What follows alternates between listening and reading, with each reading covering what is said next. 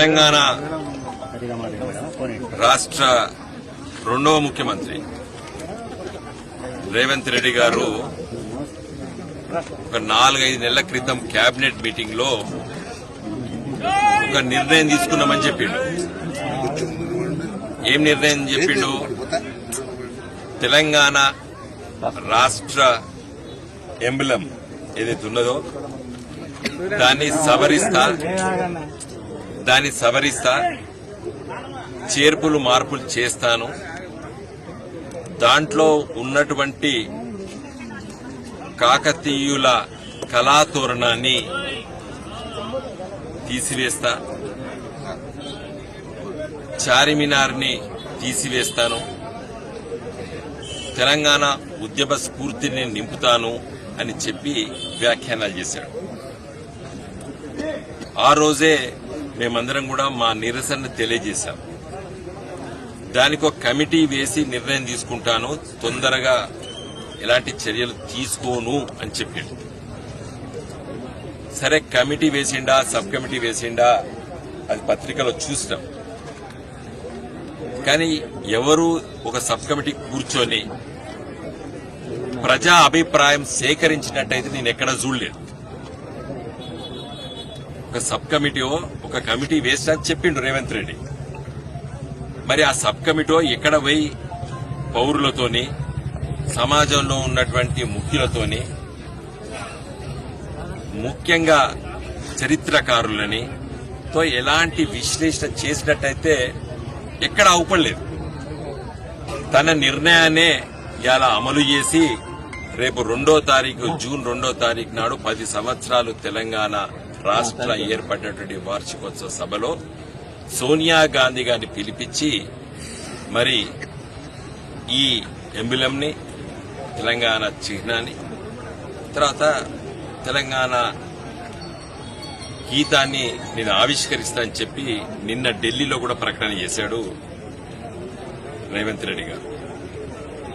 నేను అడుగుతున్నాను, ఈయనకు ఎందుకు తెలంగాణ సంస్కృతి పట్ల, తెలంగాణ చరిత్ర పట్ల, తెలంగాణ కళల పట్ల వ్యతిరేకత? ఎందుకంటే ఆయన ఒక సమైక్యవాది.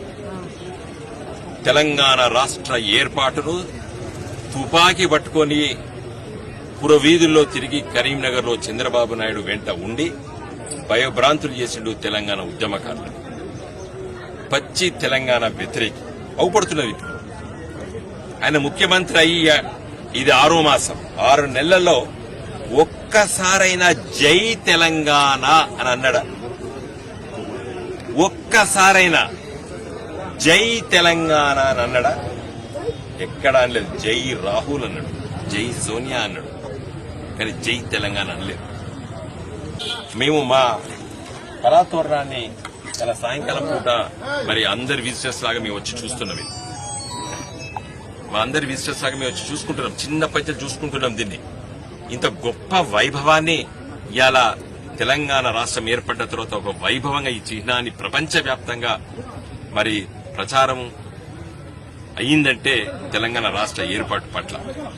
మన 3 సింహాలు మనకు అవుపడితే ఇంకో సింహం వెనుకకుంటది. 4 సింహాలు కూడా నేను మార్చుతాను. దుష్ట శక్తులు రావచ్చు ఈ దేశంలో, చట్ట వ్యతిరేకం అది. మనకు ఫ్లాగ్ కోడ్ ఉన్నది. నేను అందుకే చెప్పదలుచుకున్నాను, మీరు చేసేటువంటి ఈ ప్రయత్నము, రేవంత్ రెడ్డి గారు చేసేటువంటి ఈ ప్రయత్నము, అసలు ఈయన నిజమైన కాంగ్రెస్ నాయకుడు కాదు. ఇవాళ విస్తీర్ణవాదంతో ఉన్నటువంటి మనస్తత్వం ఉన్నటువంటి వ్యక్తి రేవంత్ రెడ్డి గారు. ఇవాళ చంద్రబాబు నాయుడు గారు, ఈ రేవంత్ రెడ్డి గారు ఇద్దరు గురు శిష్యులు. రేపు తెలంగాణ చరిత్రను మరిపించాలే, తెలంగాణ ప్రజలకు తమ చరిత్ర ఉండొద్దు, తెలంగాణ ప్రజలకు తమ కళలు అవుపడొద్దు అనేటువంటి దుష్ట శక్తులు ఇలా ప్రయత్నం చేసే దాంట్లో కూడా ఈ రేవంత్ రెడ్డి గారు ముందుకుండి ప్రయత్నం చేస్తున్నాడు. రెండో అంశం ఏం చెప్తాడు? నేను తెలంగాణ ఉద్యమ స్ఫూర్తి తగ్గట్టు ఈ ఎంబలంని చిత్రీకరిస్తా అని చెప్తున్నాడు. అసలు నీకు హక్కు ఎక్కడిది? తెలంగాణ ఉద్యమ చరిత్ర గురించి, తెలంగాణ ఉద్యమ స్ఫూర్తి గురించి మాట్లాడే నైతిక హక్కు ఉన్నదా మీకు రేవంత్ రెడ్డి గారు?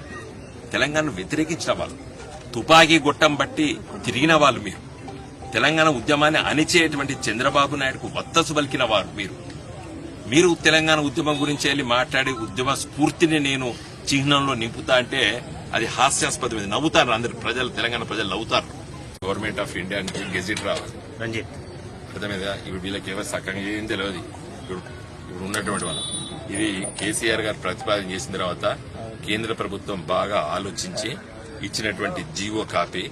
తర్వాత ఈ చట్టం ఉంది, దీనికి state emblem of India regulation of use rules 2007 ఇది అమెండ్మెంట్ కూడా అయింది. దీని ప్రకారంగా కేంద్ర ప్రభుత్వం ఒప్పుకుంటేనే మార్చొచ్చు. కాబట్టి ఈయన ఇయ్యాలని రేపు 2వ తారీఖున ప్రకటన చేస్తే అది అయ్యేది కాదు, పోయేది కాదు. నేనే పర్సనల్ గా హైకోర్టులో కేసు వేస్తున్నాను. ఇప్పుడు సమ్మర్ వెకేషన్, అది సమ్మర్ వెకేషన్ అయిన తెల్లారే మై సెల్ఫ్ నేను, ఎందుకంటే కాకతీయ యూనివర్సిటీ కాలేజ్ ఆఫ్ లాలా నేను పట్టభద్రుడిని కాబట్టి న్యాయశాస్త్రం కాకతీయ విశ్వవిద్యాలయం చదివిన నేను తప్పనిసరిగా చట్ట ప్రకారంగా నాకున్నటువంటి హక్కు, ఫండమెంటల్ రైట్ ఇన్వోక్ చేసి నేను దీన్ని సంరక్షిస్తాను. జై తెలంగాణ.